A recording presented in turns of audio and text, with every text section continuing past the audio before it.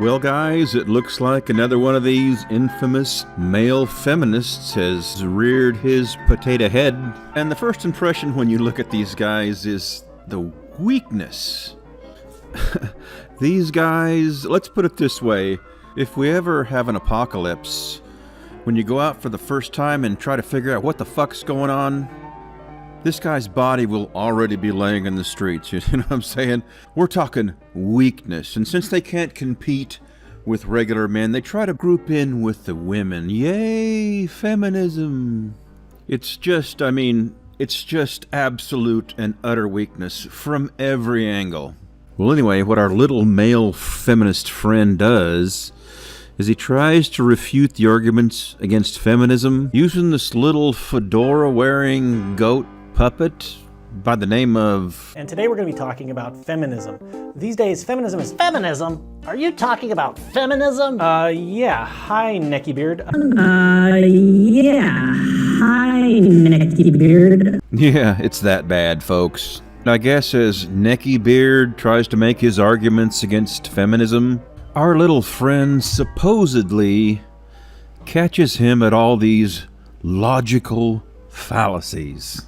Haven't you seen that H3H3 video where the feminists went totally ballistic because some guy made a stupid dad joke? It's humongous. Now you've come to the anecdotal evidence fallacy. Anecdotal evidence fallacies involve arguments based on informal accounts of isolated events. There are female CEOs, female senators, female billionaires. Okay, now you're trying to create a false dichotomy. False dichotomies are arguments that limit the options to two when there are, in fact, more options to choose from. Men have to work hard for their money and their promotions, so why shouldn't women? Oh, so now you're onto the equal treatment fallacy. Equal treatment fallacy! This fallacy is rooted in the false notion that if we treat everyone equally, then everyone will suddenly become equal. What? What? What? What the fuck? The fuck? There's something fucking wrong. I should have known to stay inside and just have my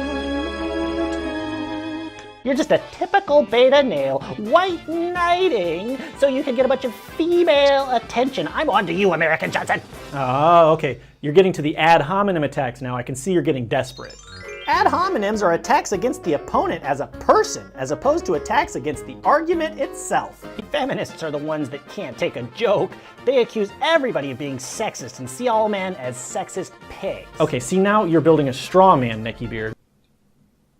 Well played, old chap. It is indeed, yes, a straw man fallacy for someone to claim all or every when the truth is much closer to some or none or unknown/incomplete.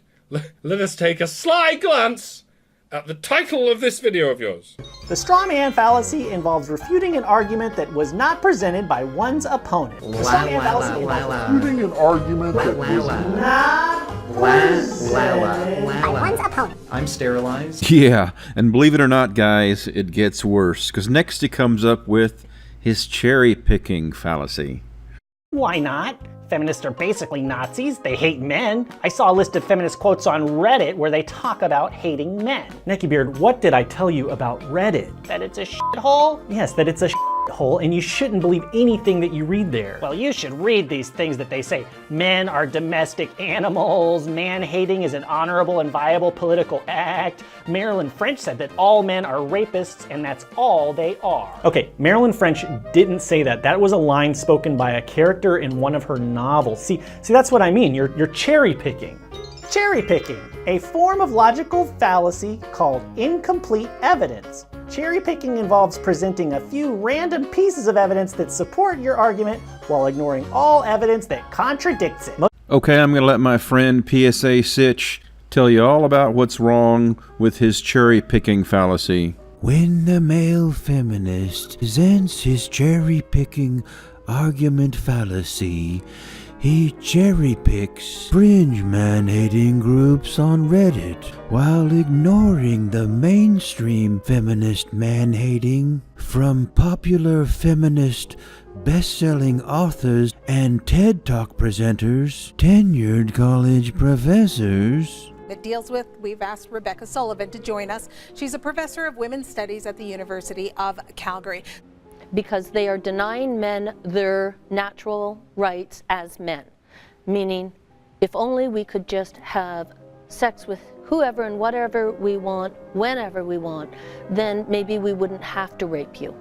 And elected senators. I think women around this country are sick and tired of being made to feel responsible for the fact that men cannot control themselves and deal with their own issues. It is not women's fault that men behave like morons and like pigs. And when Barbarossa pointed this out in the comment section of his video, this is how our male feminist responded. These are extremely common arguments against feminism.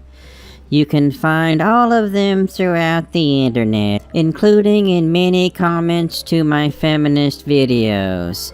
Attacking them is perfectly reasonable and not cherry-picking. If you have better arguments against feminism, go ahead and make them. I'll go ahead and say right now, most feminists don't hate men. The ones that do are typically trans-exclusionary radical feminists. And most feminists, especially feminists like myself, disagree with them vehemently. No true Scotsman fallacy. No true Scotsman fallacy is when you seek to dismiss certain members of the group when they don't support your argument. I'm sterilized.